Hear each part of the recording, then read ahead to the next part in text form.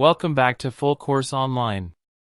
If you no longer need a password on your file or want to share it freely with others, this simple method will help you unlock the document safely and correctly. First, open the Microsoft Word document that is protected with a password. When Word prompts you to enter the password, type the correct password and click OK.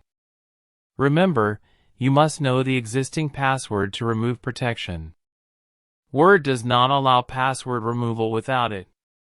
Once the document opens successfully, go to the File menu in the top left corner of the screen.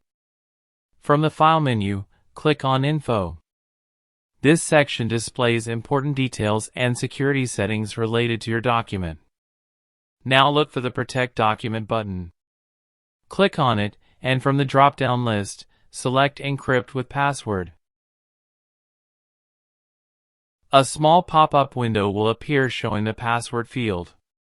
In this password box, you will see hidden characters represented by dots. Carefully delete all the dots, leaving the password field completely empty.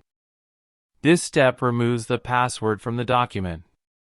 After clearing the password field, click OK.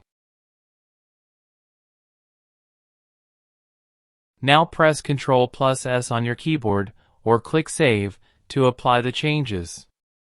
Your Word document is now saved without any password protection. The next time you open the file, Word will no longer ask for a password. If this video helped you, like the video, share it, and subscribe to Full Course Online for more Microsoft Word tutorials and full computer courses. Thanks for watching, and I'll see you in the next lesson.